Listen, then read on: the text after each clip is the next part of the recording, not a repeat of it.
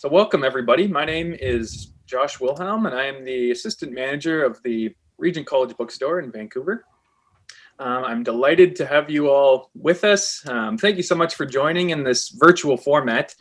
We'd love to be hosting you all in person at the bookstore. Seen behind me, this is my virtual backdrop. I'm at home in my living room and Nijay's in his study. But yeah, we would love to be with you in person, but we're thankful for opportunities to do these sorts of things and make them available to you. So thank you again for joining.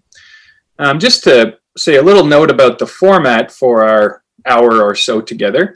I'm going to interview Nijay for about 40 minutes, and then we'll have time for audience Q&A after that. And I would encourage you to send questions in while Nijay and I are speaking. You can just email those to the bookstore, and that email address is bookstore@regent-college.edu. bookstore@regent-college.edu. And feel free to send along your name and where you're coming from, and we'll be happy to mention that as well. And second thing is we're going to be doing a book giveaway, which gets very pixely, but it is there. Yeah, we're very thankful to Eerdmans, the book's publisher, for co-sponsoring this launch. And yeah, we'll be offering a free copy to one lucky participant. And who doesn't love free books? You never really get tired of them, right, Nijay? To enter into that contest, please send an email to that same bookstore address, bookstore@regent-college.edu, and let us know what faith is not. Feel free to have some fun with it. You can throw some sort of, cultural maxim of faith that gets tossed around. You can send that in. You can send something that you think Paul in particular would take offense with, but feel free to have some fun with it. Send us your name and what faith is not. And the contest is just open to folks in North America, Canada, and US only. Sorry, to you folks beyond the continent. With that, I will introduce our guest and speaker, Dr. Nije Gupta. Nijay has been teaching for over a decade now and is professor of New Testament at Northern Seminary. It's a newly launched position where Nijay holds a sort of unique off-campus role. It allows Nijay and his family to remain where they've lived for some years now in Portland, Oregon, which is just a few hours south of us, but also to teach New Testament alongside Scott McKnight while living in the Pacific Northwest. It's not a bad gig at all you've landed, Nijay, so congratulations on the new appointment. Nijay has also published a handful of books this year alone, including this book. And he's also currently working on a commentary on the book of Galatians in the Story of God series, I believe. Nijay? Yep. Yeah. Looking forward to that one. He is a graduate of Miami of Ohio University, Gordon Conwell Theological Seminary, as well as the University of Durham. And I first discovered Nijay through his blog, Crux Sola, which you should definitely check out. Nijay continues to blog and features some really great content on there. Even, I think, yesterday was his latest post on the Christian academic publishing world. It's really great stuff. I was personally delighted to hear that Nijay was coming to teach at Regent Summer School. That was 2 years ago now, I think, right? That's right, yeah. 2018. And Nijay even kindly agreed to meet with me before one of his early morning class sessions for coffee, although you don't drink coffee, do you? Do I remember that right? I do. I drink coffee, yeah. You do? Okay, so yeah, we did coffee. I remember we met him, I met it maybe at 7 a.m. or something. It was his suggestion before his morning class.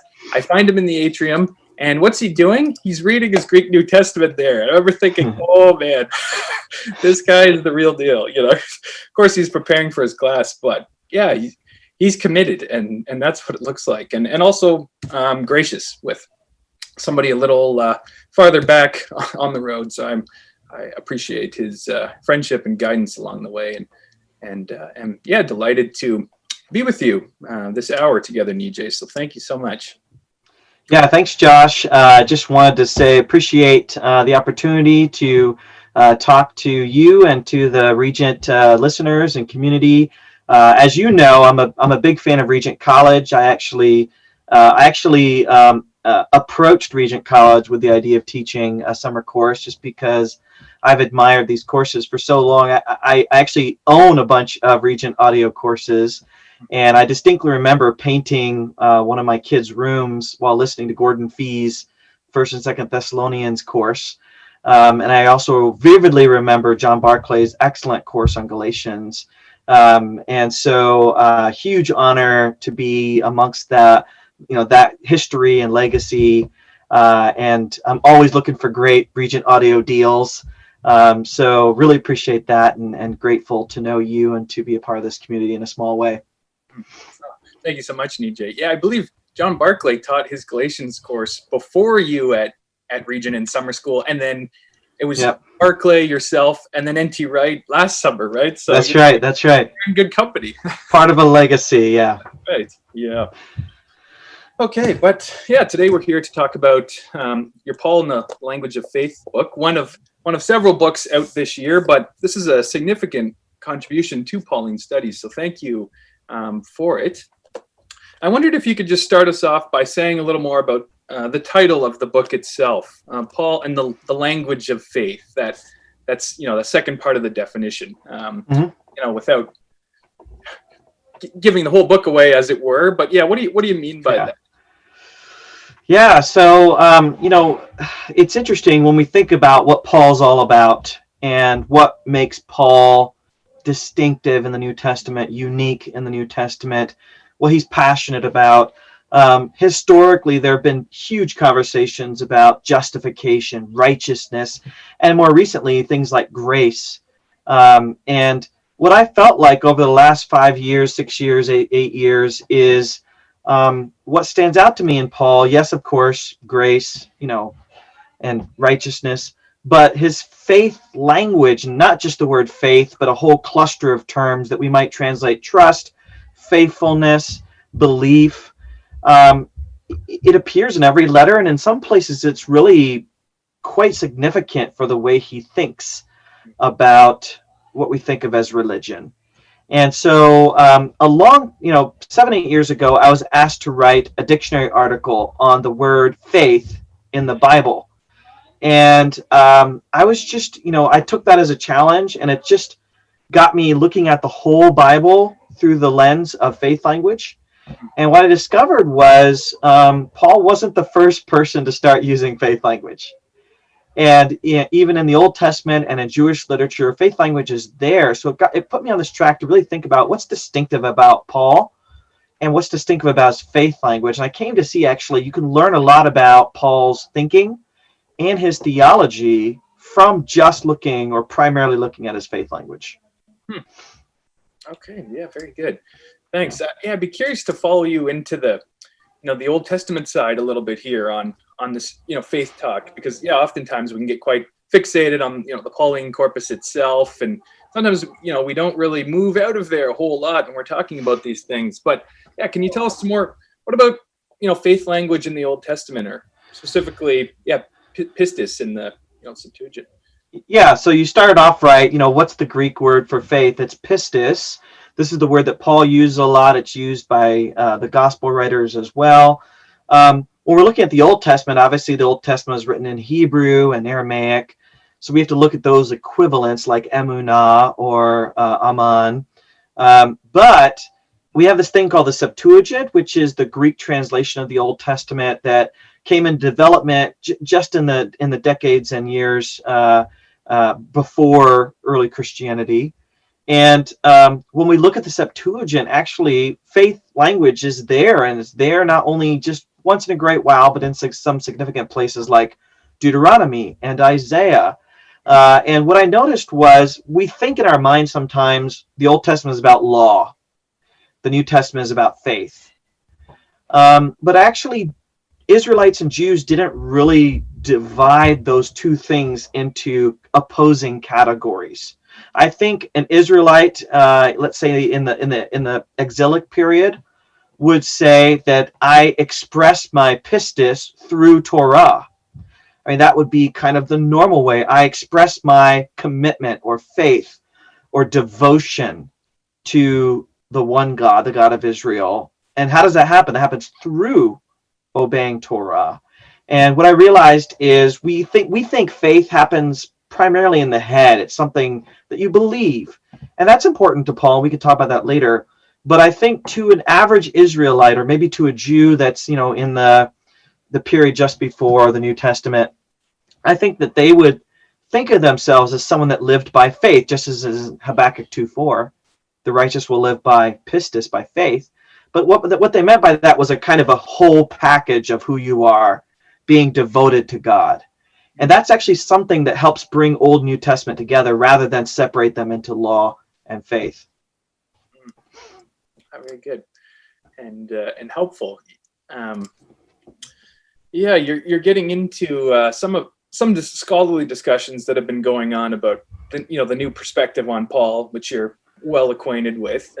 It's been, E.P. Sanders, Paul and Palestinian Judaism was a seminal work, of course, although, the seeds were planted before then. Could you tell us a little bit about the new perspective itself and how it's helped to, recover this sense of pistis behavior, even for the covenant people of God at all times? Sure. Yeah. On the new perspective, it's interesting. I have a kind of fun set of connections to the kind of founding fathers of the new perspective. I chose to study at Durham partly because James D.G. Dunn, Jimmy Dunn, was a professor at Durham. He was retired, but I was really eager to get to know him, and I had a chance to get to know him while I was at Durham. And as you know, he wrote the foreword to the book, which was a huge, huge honor, even though he recently passed away, and was a great, great friend and mentor. And then while I was in Durham, N.T. Wright was the bishop of Durham.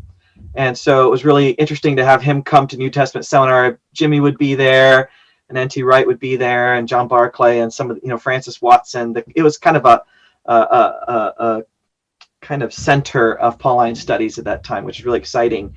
And then I was able to host the last public appearance of E.P. Sanders at SBL a few years ago. He came out with a book, and a friend of mine, John Goodrich, we hosted a public review session at SBL. Got to know Ed a little bit, a very gracious man. And you're right, actually, the new perspective in many ways can be traced back to Sanders' important book, where he really questioned the consensus or the popular perspective at the time that the Judaism of Jesus and Paul's time was a legalistic religion. So there was this pervasive perspective that what Paul found wrong with Judaism was works righteousness or legalism.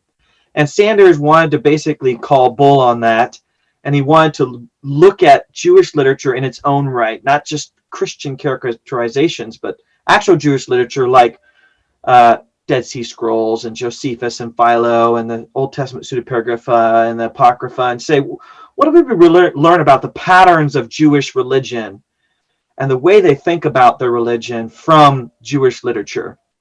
And he actually came to this important term, whether people agree with it now or not, it became really formative. It's called Covenantal Gnomism.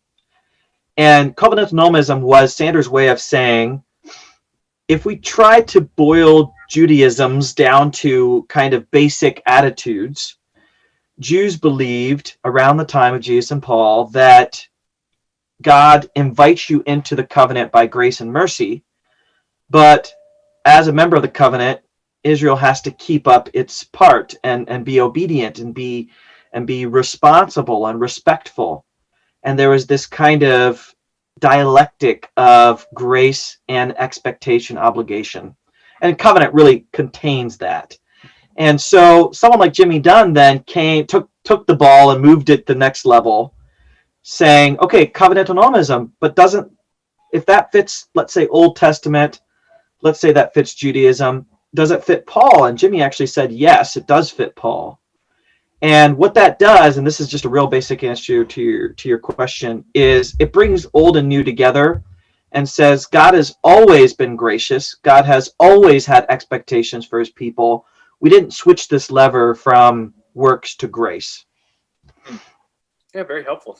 Thank you for doing that. And, as a bit of a teaser for the book too, I'll say, you're aware of the new perspective. You're obviously very appreciative of it, but you're not afraid to critique it at times too, and even come up with your own term for it. Which, That's right. I really applaud you on that. Obviously high reverence for Jimmy Dunn, but you're also not afraid to critique him in a book that he himself writes the forward to, and he seemed appreciative of your pushback too. So he did. That's his personality. He. I think it shows some level of confidence in your work if other people can come along. You might know this, and I'm just throwing in some extra stuff for you, some bonus material, but you might know that Simon Gathercole, a famous scholar at Cambridge University, he sought out to study with Jimmy at Durham, but he wanted to write his dissertation arguing completely against Jimmy. So he wrote his dissertation on Romans, basically wanting to say the new perspective is wrong, or at least wrong in some major areas. And, they had a very good relationship, even though they were sparring partners more than kind of on the same page. And that's a testament, I think, to a good doctoral advisor, that you can handle that because, the goal is to produce a better, to clarify your ideas and to produce something helpful for the guild. Mm-hmm. Absolutely. I'll just make a quick note to anybody who may have joined in late, say a big welcome to you all. Thank you so much. Here with Professor Nije Gupta of Northern Seminary on his latest book, Paul and the Language of Faith. If you have any questions, please feel free to email them to bookstore@regent-college.edu. We'll collect those and ask them towards the end of the lecture. And I'm going to carry on interviewing Nijay for about 20 more minutes or so. And also, we're giving away a free copy of the book. So please feel free to send an email to that same address, bookstore@regent-college.edu, and tell us what faith is not. Have fun with it. You can think of something, Paul would take particular offense at. Let it know. And Nijay, continuing on from where we were at, on the more sort of lighthearted things. I was going to ask you, dear Jimmy Dunn, who passed away earlier this year, and who you had the privilege of knowing and visiting with. Do you have any sort of personal stories you could share with him and your own interaction, or even sort of secondhand, these insiders? Sure. Josh, I'm going to give you exclusive content because I thought about writing a blog post on this, and I wanted to, give it a little bit of time after his passing. But I went back and I looked at some old emails that I sent, to him here and there over the years. We would get together for coffee about once a month when I was in Durham, and he eventually moved to Chichester. But before that, we would get coffee, and I would just chat him up and ask him all kinds of questions. So couple things I remember. One, very minor thing, but I remember I was about to have I submitted my dissertation, and I was really nervous. And I remember saying to him, I read somewhere you should be able to sum up your dissertation in one sentence, and I don't think I can do that. And Jimmy is just a really good-natured person. He was like, then do it in two. He was just really casual about it, and just, he didn't stress out about anything. He was just a really lighthearted person. But the thing that I've never said to anybody, which I just remembered recently as I look back through emails, is I remember asking him, are you an evangelical? Because he fits in pretty well he's inspired a lot of evangelicals, let's put it that way. And he's written a lot of books that evangelicals appreciate on Romans or Galatians. I'm writing on Galatians, and I'm basically just stealing lots of Jimmy's stuff and running with it for another kind of generation. But I remember asking him, are you evangelical? And I remember getting an email back several weeks later, and he said, what if I say I'm a critical evangelical? And I said, that's good enough for me. And so it's interesting, if we look at kind of the cancel culture we live in right now, where we really want to define what we're all about by what we're against. I really appreciate that voice from Jimmy, basically saying, even though American evangelicals do weird things, I'm not so quick to shun them. And I really just felt kind of appreciated by Jimmy in that moment. We said, what if I call myself a critical evangelical? Would that work? And I was like, yeah, that works. So I've appreciated that about him. Mm-hmm. Gracious of him. a mutual friend of ours who we hosted for a launch about a year ago now, Matthew Bates. He Yes. wrote a book, I think 2016, Salvation by Allegiance Alone. So he was also looking at this pistis language in the New Testament, and he sort of landed on this allegiance term. And, we've jokingly sort of said, yeah, he's becoming the allegiance guy, right? He also had this allegiance book come out, and it's just sort of everywhere.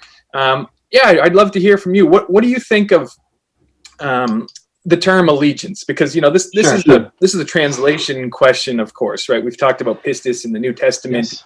How are we going to bring that into English? It's almost always faith, right? Which is one of those sort of like, it's almost become empty, right? In our culture, you can just sort of drop whatever you want in there. But I'd be curious, what do you think of allegiance? Do you have any other suggestions? No, that's a good question. Matt and I are buddies.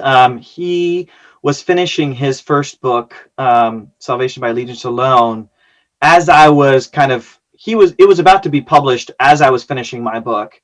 And we didn't know each other, but he actually has relatives in the Oregon area, and he was going to be driving through. So he said, he emailed me out of the blue, which I was appreciative of.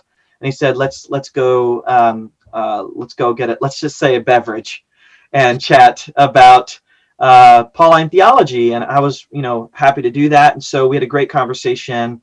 And then when I finished my book, I actually sent it to him before I sent it to Erdman's. And I said, can you give me your feedback? He gave me lots of feedback. Actually, many things I changed.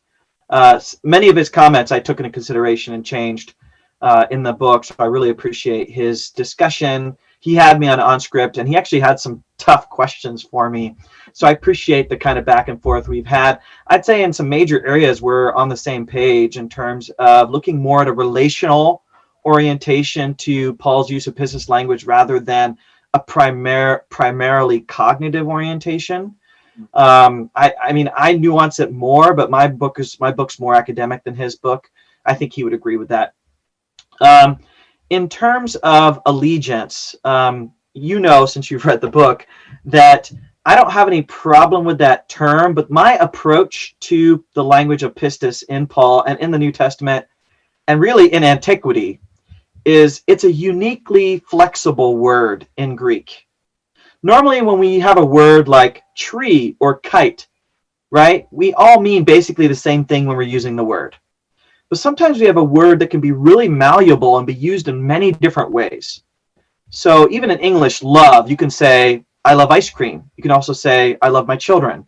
You can also say, I love books. And you mean something a bit different when you say that. And so pistis is like that. I call it a polyvalent term, means it can have different values based on how you're using it. And so, for example, I talk about Paul's language of pistis moving along a spectrum, a modulating spectrum. On the one end, he can use it in a more belief-oriented way, cognitive way. I call that believing faith. And on the other end, polar opposite, he can use it in a more active, dynamic way, like obedience. But most of the time, he's using it kind of somewhere in the middle, which is more like trusting. And so, you have to look in each instance how he's using it. So when it comes to Matz's work, I think, generally speaking, I think he has a very clever and informative approach, which is through the conceptual lens of Jesus as King, and we are his subjects, and we're seeking to obey and follow and be allegiant. My concern with using any one term is just that it locks you into one place on that spectrum. And so some scholars you may know, like Michael Gorman, use language like believing allegiance. I think N.T. Wright also uses that. And that's trying to be the whole kit and caboodle. Now, I don't know if Matt thinks you should always translate pistis as allegiance in every single instance. I think that would be probably a mistake, given how language works. If you want to say in many cases it should be translated as allegiance, I'm fine with that. So I want to see a spectrum of usage. I think sometimes it has more of the kind of believing with your mind, kind of thing. For example, we walk by pistis, faith, and not sight. I think I argue in that book that makes more sense to see more cognitive. Then other places it's moving in the territory of obedience, closer to that.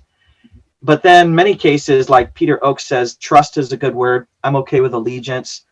It's hard to pin down exactly what allegiance means. But I would be okay in many instances translating that way. Thanks. Yeah, and having read both your book and Matt's, Matt himself does admit, allegiance isn't a catch-all. There is certainly nuance there. But as you pointed out, it fits in his conceptual sort of framework. But as I was reading through your book, I was just, reminded of some, basic Greek classes, introductory and advanced Greek, like context determines meaning, right? You're really, really bringing that out and specifically looking across the, Pauline corpus too, and providing some specific nuanced definitions on that. And on that regard, I wonder if you have any tips. We've got some pastors and some church leaders tuning in. Do you have any suggestions for helping them talk about faith language in Paul, and how can they, go about bringing that nuance out and communicating that to their congregations? Yeah, absolutely. So a couple of suggestions. One is change up the Bible translations you're using from the pulpit, because sometimes people get locked into one translation, they get locked into one set of terms in English.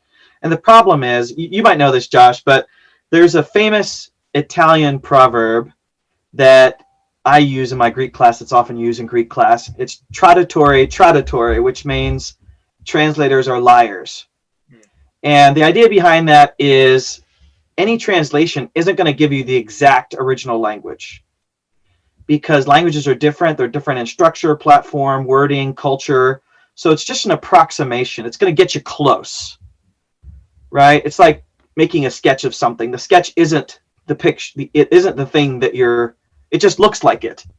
And so I encourage pastors to change up the translation so that people don't get stuck in one English term, because that really limits how they look at something. So, for example, some people translate Christos as Messiah. Some people translate as Christ. Some people translate as King. And I think don't just get stuck in one way. Give people something different that's going to jar them. So, for example, righteousness language. I almost entirely avoid the word righteousness when I'm preaching, because it sounds so old-timey and it just doesn't really capture people's imagination. So I usually combine the words justice and integrity, because there's a personal dimension to righteousness and a corporate dimension. So with faith language, I suggest changing up your terms to jar people. So I just recorded a sermon for a church a couple days ago, and it was on Philippians chapter 2. And I actually read from the NRSV towards the beginning of my sermon, and I actually read pieces from the Message Bible, which is not a formal translation, but it's Eugene Peterson's. Well, obviously you know who Eugene Peterson is, but it's Eugene Peterson's paraphrase, and I just find it so refreshing. And we have to remember, Koine Greek was the Greek of the people, not always in every single instance in the New Testament, but by and large it was street level Greek. And when we're using King James, I'm not dissing King James, but when we use only King James language, we're not representing the fact that Paul is using terms that would have been kind of mundane, everyday terms, most cases, in his letters. And so finding ways to do that is really helpful. So that's number one, change up the translation. You can have a Pew translation that's stable, but from the pulpit, let people know there are different translations that give you different perspectives that can be helpful. Second thing, tell stories of faith. I'll just give an example from the book, which I really enjoyed. I hope you enjoyed too, where Odysseus, his friends get trapped by a cyclops named Polyphemus, and Polyphemus wants to know where Odysseus is. And so the writer that's telling the story, he says, I think it's Plutarch, he says his friends wouldn't give up the location of Odysseus, and they'd rather have their eyes gouged out than give up, and they'd rather have their tongues cut out.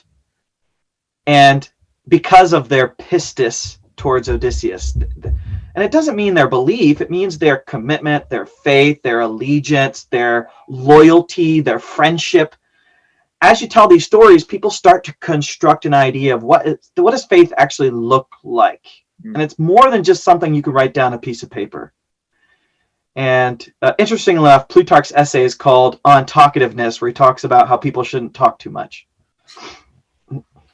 So tell stories of faith to really inspire people.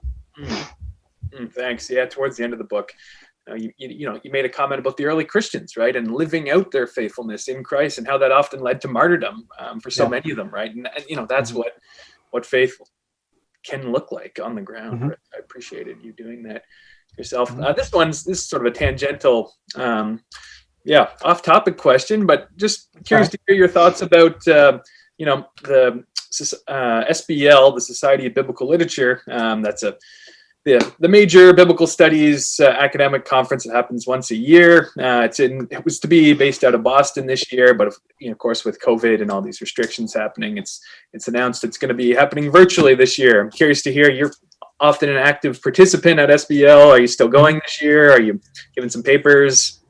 What's it like? Yeah, I co-chair a Pauline theology group there, and I sit on a steering committee of another group called Christian Theology in the Bible. And I was invited to another group to be a speaker for a student group to learn more about the academy. And I actually really appreciate that they cancel the in-person. Many people just, they wouldn't go, and it's a health risk. And I know that SBL wanted to respect their vendors and things in Boston, but I think it was a wise decision to move to online. I know there's been a lot of chatter about whether or not people are going to attend online, partly because they've spread out the sessions over weeks instead of it just being 3 or 4 days. In some ways that's good. In other ways that's a challenge with kids at home or work. I did register for it. I think I'll go, but I'm going to be honest with you, Josh, and I'm telling this to you because you're a fellow book lover. I really just want the book discounts, and I think I'll make the money back on book savings. Maybe I'll make the money back on book savings. But, the fact I don't have to buy a flight saves me a lot of money. The fact I don't have to pay for a hotel saves me a lot of money. And Josh, I'm going to use that money for books, I think. So some of that money for books. My attitude is, so SBL's attitude was, we want to still have SBL because people need this for tenure. They need it for their academic progress, and they want to share ideas. I'm all for that. But my philosophy is this year will end, and in another year we'll have SBL again, and hopefully we'll be able to meet together. So even though it's sad, we can wait a year, and we can, the group I was co-chairing, we actually decided to defer a year and just meet in person in 2021. So even though I'm sad not to be in person, I don't mind waiting. And stuff like this, where you listen to a podcast or watch something on YouTube, I'm okay with that for now. I can live with that as long as I don't have to get on a plane and go somewhere. Yeah, well, glad to hear you're attending virtually. I expect as much, and perhaps I'll meet you in the digital Pop in. I also plan to go. So glad to hear it. And for those of you tuning in that have never heard of SBL's legendary book exhibits, oh man, it is a land flowing with ink and paper. It's just like an entire conference floor full of all the major academic publishers, and they've got huge sales, which those last days they'll have closeouts because they don't want to pack the stuff up and bring it. It's just well, I heard they're going to do some kind of virtual book exhibition. Mm-hmm. So I'm hoping that that will be kind of fun, and I'll be able to go. Also, many of your viewers, listeners may not know that, so if you're a listener, you could actually register for SBL. It might cost a bit more if you're not an SBL member, but they actually have a lot of book review sessions on any given year. And those are my favorite. Those tend to be my favorite sessions because you get to hear a whole bunch of well-known scholars engage critically with a new book. And those are really fun sessions. Mm-hmm. Totally agree. Back to the topic of your book, Nijay. You go to bat for Luther at I do. Book, which I appreciate because he's so often a bad rap, right? He's an easy target, and we can easily create a deal with a caricature of Luther, right? Just like we can deal with caricatures of Judaism, of Paul, etc. And you're modeling a different way of this sort of close examination. But I wonder, could you share a little bit about faith and Luther and how we might sometimes get him wrong when we point to him as this bastion of pure faith alone? Yeah, so I actually anticipated that when I read Luther, I would disagree with Luther. I had a whole history of interpretation chapter in the book that goes through different eras of history and how scholars and theologians have looked at faith language. And so I sat down to read Luther's Galatians commentary. I've poked into it a bit, but I've never read it cover to cover. I read it in English, just to be honest, but I sat down with that book and I read it cover to cover, and I expected to disagree with it. I expected to find all those places where he talks about faith, and then I could pick on him and make kind of a negative example out of him. And I was shocked at what I found. I expected to find a Luther who talked about faith as the opposite of works. There's one modern scholar that says faith is recumbency on Christ, which is a kind of resting on the pillow of Christ and kind of the image of inactivity or passive or whatever. And Luther doesn't do that at all. He's very nuanced, surprisingly nuanced, but he has a few places in there where he would come across as participation in Christ oriented, even close to something like theosis, this idea to become one with God, which many theologians think is dangerous theology. Now, Luther didn't ever mind being dangerous, but I was shocked that the Luther I found in the Galatians commentary is one that, and this really inspired some of my big ideas in the book, is someone who basically didn't want to point to any theological construct. He wanted to just point to a thoroughgoing dependence on Christ. Now, our attitude is, faith is dependence on Christ, but for Luther, it's a very active, dynamic thing, and it's a very self-involved thing. It's not just a woe is me, I'm a sinner, give me your imputed righteousness. He saw it as a kind of tethering oneself to Christ. And I found that really enriching. I found it, and I end up focusing a lot on the language of covenant, as you know. Luther doesn't necessarily do that, but I found it very resonant with what he was trying to do. So I like to tell my students, I don't see one Luther in his works. I see 4 or 5 different Luthers. And so there's one Luther that is very faith versus works, but that wasn't the one I saw come out most distinctly in his Galatians commentary when it came to his faith language. Yeah, I too, when I was reading that part of your book, I was stunned to think, Luther said this stuff? Yeah. It sounds like Calvin in some ways. Yeah. More than Luther. Amazing. You've got, maybe a page and a half of these, it's quote after quote, and you're just thinking, no way, but Luther was aware of the nuance of it, and the faith and works dynamic. We actually had, I'll read this off. One fellow who entered our book contest had a great comment. He's answering with his what faith isn't thing, and he would say, faith is not a get out of works free card, which is great and helpful. And I wonder if could you comment a little more on that faith and works dynamic? How does that work? Yeah, you're right. Just carry on Galatians. That's where Yeah. Well, just real quick on Luther, I remember him saying at one point, I don't remember which text, but he says, "God doesn't need your works, but your neighbor does." You may have heard that quote, and even in his commentary, he does say works are necessary, but not as an obligation to earning God's favor or anything like that. So how do faith and works work? I remember early on in my research coming across some Old Testament theologians talking about faith language. One of them was John Goldingay. One of them was Brueggemann, and if we get a chance, we'll talk about him later. But Goldingay basically says, for the biblical writers, faith is a lot like marriage. And I'm not going to quote it exactly, but Goldingay says, in marriage, works are necessary for the marriage, but they're not a condition of the marriage. And even though that's hard to anyone that's married, I know you are, anyone that's married understands you can't have a marriage without works. But we all know it's not a condition, meaning only if you do these things will I love you. Only if you do these things will I stay married to you. Right? So we make these vows in marriage, and this is where Goldingay is going. We make these vows, but it's not legalistic in the sense of counting up, okay, you did these 10 things, so I'll go on a date with you. So when it comes to works, I've really appreciated N.T. Wright's emphasis on a missional identity. God isn't calling us into works so that we can earn favor. He's calling us into works to become the people we were meant to be for God, for ourselves, and for the life of the world.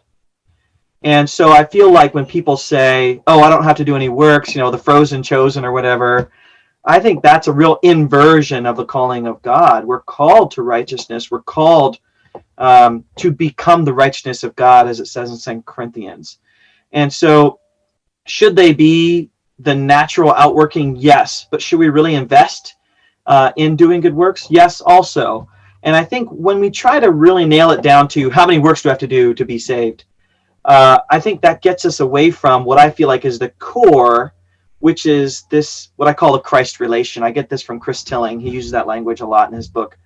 But the Christ relation, which is kind of participating, connecting into a relationship with God through participating in Christ, in a covenantal relationship with God through Christ. And because of the Spirit, because example of Christ, we will do what's right. Now, when Galatians and other texts talk about works, they're usually talking about works of the law, which is a specific thing related to Judaism. But even when it's talking about works in general, and I get this from Jimmy, even when it's talking about works in general, sometimes even in a marriage, let's say your wife says to you, you don't love me. And then you say, oh, but I did this, this, and this, and this.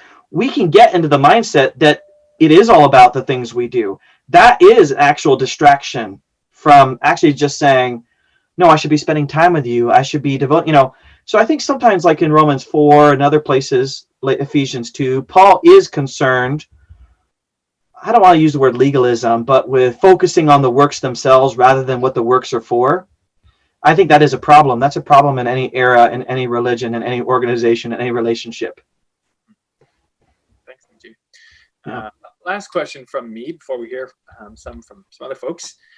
Your book, of course, is on Paul and his language of faith, but what about Jesus and the Gospels? Were Paul and Jesus on the same page when it comes to talking about faith, or you talked about the spectrum between like trusting and believing faith versus obeying faith. Do the uses of pistis in the Gospels lean more heavily to one or the other side, or how do Jesus and Paul kind of mesh? Yeah, that's a really complicated question. I do have a chapter on the Jesus tradition in the book, but I'll say historically, we've drawn these lines between Jesus and Paul. In fact, some scholars of an earlier generation basically think Paul screwed up Jesus's message, took it a completely different direction.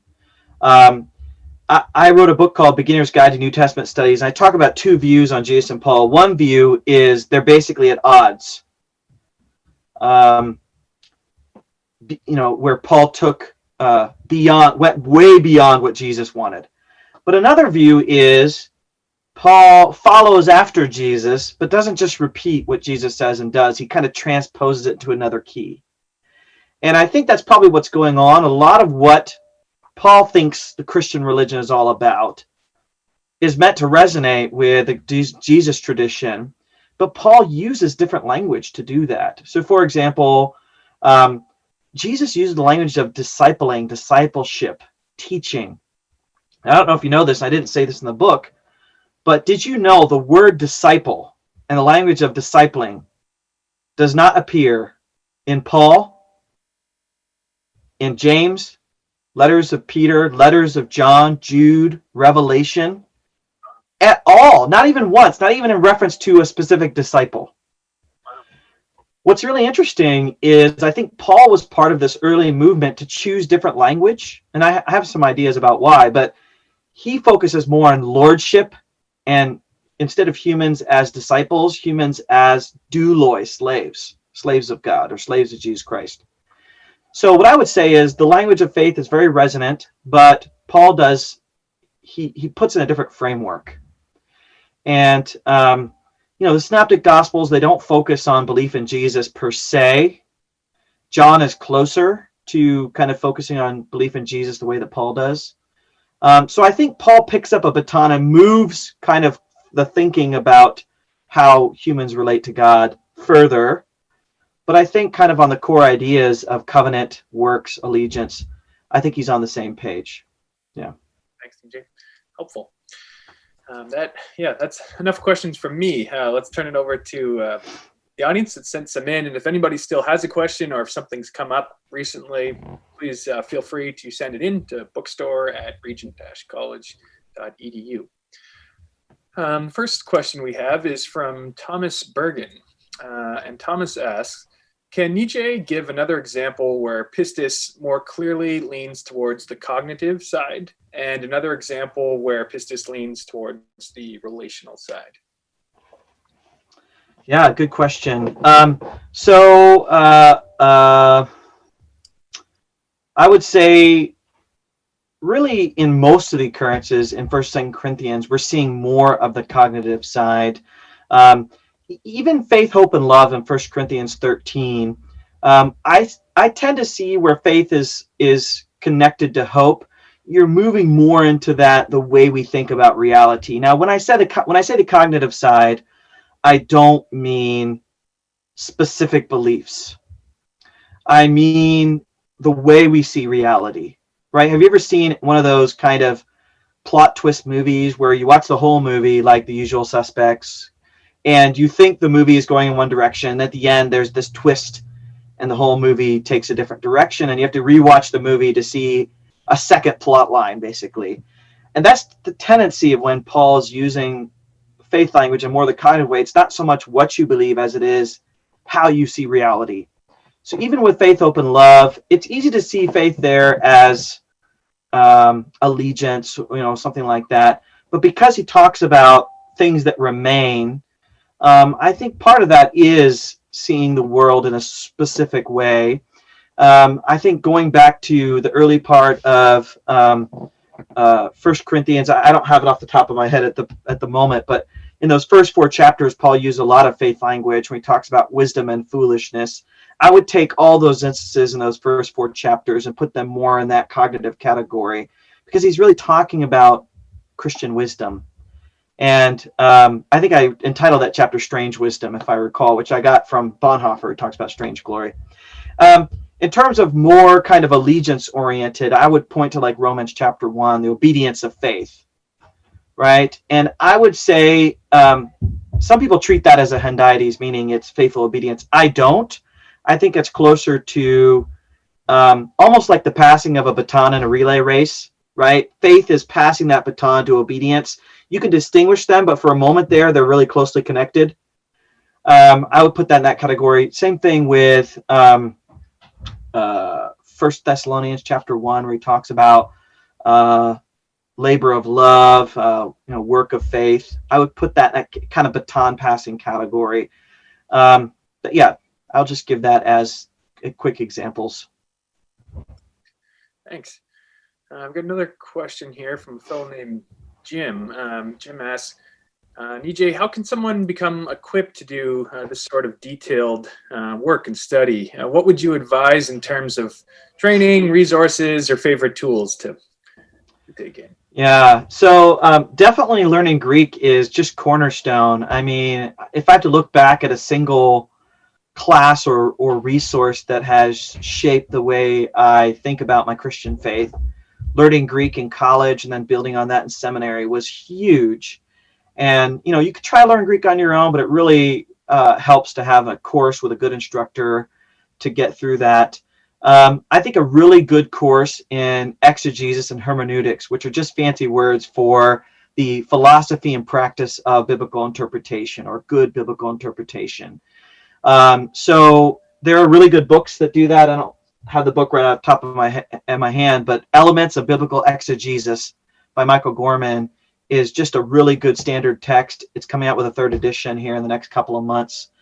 I would say just reading good books, just knowing who to follow in terms of reading really good books by people like John Barclay, Gordon Fee, Beverly Gaventa, Lynn Cohick. There are, a wide number of really good books, but, and then, if you're talking about education, getting a really good seminary degree will help you out, like a place like Regent College. Yeah, that's right. Or Northern, for sure. And then getting a good doctoral degree. But in terms of tools, I just switched from BibleWorks to Accordance because BibleWorks no longer is operating, and Accordance is Bible software for using crunching Greek and Hebrew. And I use Accordance every day, sometimes many hours a day. And are you an Accordance person, Josh? Yeah, Accordance, I've invested a lot of money in Bible Works and Accordance, and I get a lot of mileage out of it. So after you've learned Greek and Hebrew, I highly recommend getting a good software. You're going to need some money to do that. But doing that has been huge because I spend so much time doing word studies and studying the text in the original language. Yeah, thanks, Nijay. Yeah, totally agree with you on Accordance. It's incredible, what that software do, especially in terms of, complicated word studies. Advanced searches, yeah. Yeah. And on Michael Gorman's book, too, his exegesis book. Yeah, I was excited to see that our incoming Old Testament prof, Matt Lynch, who's teaching exegesis at Regent this fall, he's using Gorman's book, which is great. Yeah. Gorman's another mutual friend. I know he's been a big influence in your life along the way. And I've got to know him at Regent a little bit, too. Looks like we've got one more question from a fellow named Dean Ober. And Dean is asking, Nijay, does your text cover faith as an epistemology? Yeah, I know Dean. Hi, Dean. Dean's one of my students from Portland Seminary. So I know Dean, what he's asking. So probably the answer is no. Dean is very philosophically oriented. And I am a pretty bread and butter biblical studies person. So I use the word epistemology a lot in the book, but by that I just mean someone's framework for reality. And I do a little bit with that in a couple of the chapters, but I don't get into epistemological philosophical perspective. So if you want to dig deeper into that, I will email you, Dean. Let's put it that way. I'll email you some books on epistemology, but I would say things that have influenced me are Walter Brueggemann and his stuff on prophetic interpretation and prophetic epistemology has been really powerful. Paul Ricoeur has been really significant for me. I don't know if you've done anything, Dean or Josh, with Peter Berger and Luckman on the social construction of knowledge and reality, but they've been really Peter Berger is really well known in this area. So they've all been big influences on me in that area. I would say for studying Paul, a good book is Paul and the Hermeneutics of Faith by Francis Watson. And he's done a lot of work in this area. He's more philosophically astute than most biblical scholars. And another person is Anthony Thistleton. Anthony Thistleton has done a ton of work on epistemology and Paul and systematic theology and etc. And then the last person I'll recommend is Alexandra Brown. She's a Pauline scholar. She wrote a book called The Cross and Human Transformation, I think is what it's called. It's on 1 Corinthians. And she actually has done a lot with epistemology as well, with New Testament studies, specifically Pauline studies. So those are, I will say I'm kind of an armchair philosopher at best. And I think Brown probably would get you the most bang out of your buck for a Pauline theologian that knows some epistemological stuff. Great. Thanks, Nijay. We've got one last one that just came in from a fellow named Timothy Horton.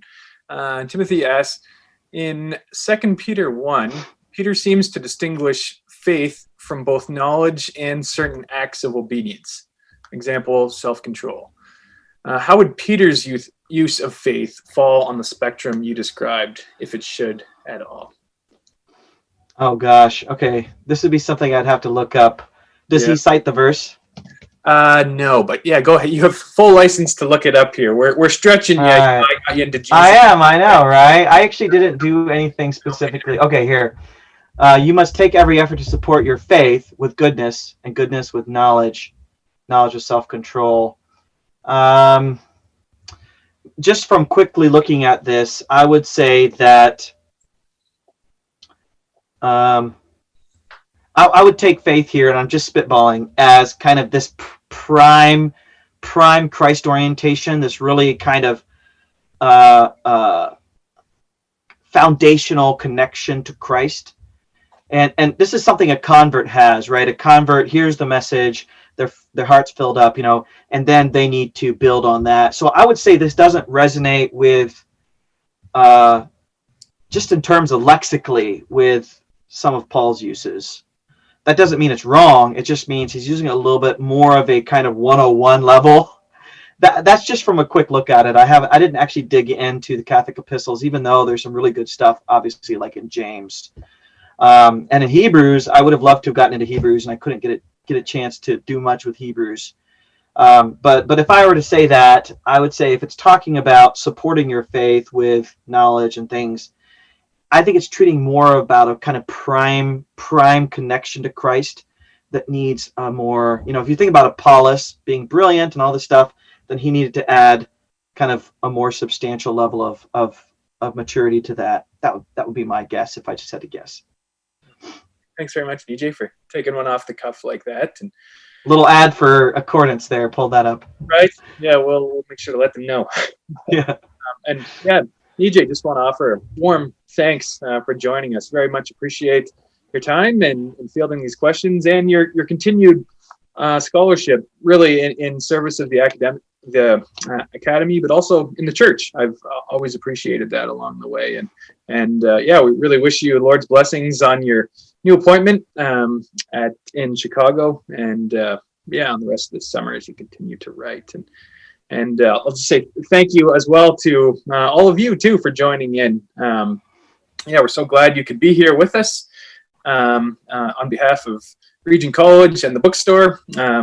Yeah, we thank you, and just want to let you know Nijay's book is available in our store. Feel free to give us a phone call or send an email. We've got this book by Nijay and several others of his, as well as yeah, loads and loads of theological books, and our staff would be happy to serve you. So please feel free to give a call or email, or check out regentaudio.com, as Nijay's mentioned. We've got thousands of recorded courses and lectures on there from about 50 years of Regent College teaching. It's a sort of treasure trove to explore. So love to have you check it out. And finally, if you've not already done so, please send us an email at bookstore@regent-college.edu to enter the contest for a free copy of the book.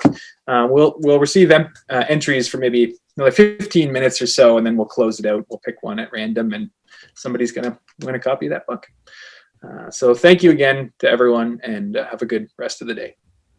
Thanks a lot.